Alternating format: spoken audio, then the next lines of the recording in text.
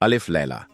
सातवीं रात का जिन्न रात बहुत गहरी थी, इतनी गहरी कि दिए की लौ भी कांप रही थी बिना हवा के।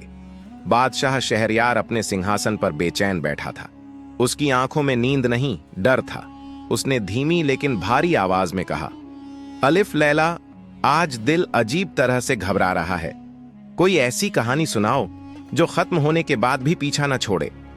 अलिफ लैला ने सिर झुकाया। उसकी आवाज आज सामान्य नहीं थी, कुछ फुसफुसाती हुई, कुछ कांपती हुई।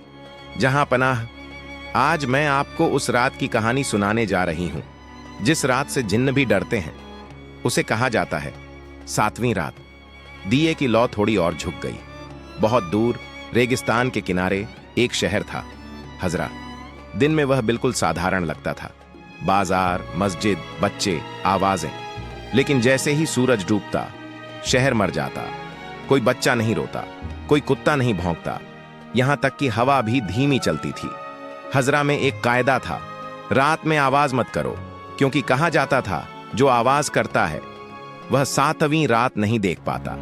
शहर के हर घर के दरवाजे पर एक निशान बना था, काली राख से बनी हुई खुली आंख। लोग कहते थे यह आंख शहर की रखवाली करती है, लेकिन सच यह था वह देखती नहीं थी, चुनती थी। इसी शहर में रहता था एक आदमी, नसीर, एक साधारण सा कातिल, शांत, डरपोक, किसी से ऊंची आवाज में बात न करने वाला। एक सुबह शहर का काजी मरा हुआ मिला। उसका शरीर साबुत था, लेकिन चेहरा ऐसा जैसे मौत से पहले उसने कुछ ऐसा देख लिया हो जो इंसान नहीं देख सकता। बिना सबूत, बिना गवाह, इल्जाम नसीर पर लगा। लोग बोले यही है, यही सबसे ज्यादा चुप रहता था, इसी ने जिन्न विद्या पढ़ी है। नसीर रोता रहा, गिड़गिड़ाता रहा, मैं निर्दोष हूं। लेकिन हजरा में सजा पहले तय होती थी, सच बाद में। सज्जा सुनाई गई, पुराने कुएं के पास 7 रातें अकेले। शहर के लोग डर से पीछे हट गए, क्योंकि वह कुआं खाली नहीं था। पहली रात नसीर कुएं के पास बैठा कांप रहा था। हवा अचानक ठंडी हो गई, तभी कुएं से फुसफुसाहट आई, नसीर। उसका दिल जोर से धड़का।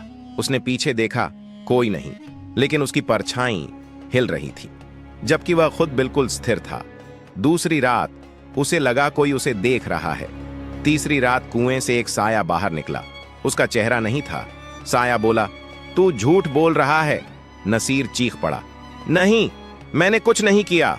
साया हंसा, हर इंसान यही कहता है। और उसी पल नसीर ने अपने हाथों पर खून देखा, ताजा, गरम। लेकिन जब उसने हाथ झटके, खून गायब। 5वीं रात जमीन कांपने लगी। कुएं से झोर की आवाज आई, जैसे कोई बहुत नीचे से उठ रहा हो। और तब वह दिखाई दिया, जिन्न झिल्हाक। उसकी आंखें नहीं थीं, सिर्फ जलती हुई खाली जगह।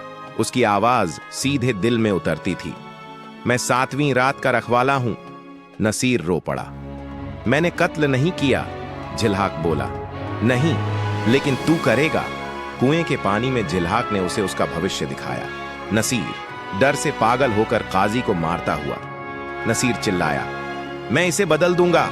जिन्न हंसा, भविष्य या तो इंसान को तोड़ता है या इंसान भविष्य बन जाता है।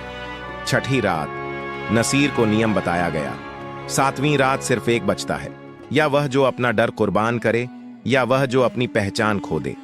7वीं रात आई। शहर में सन्नाटा था। नसीर कुएं के किनारे खड़ा था।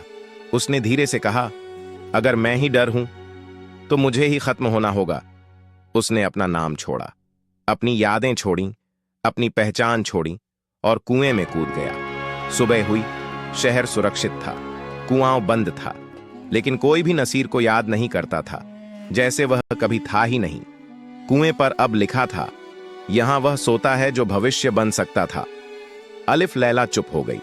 बादशाह शहरयार की आवाज कांप रही थी, क्या यह कभी रुकेगा?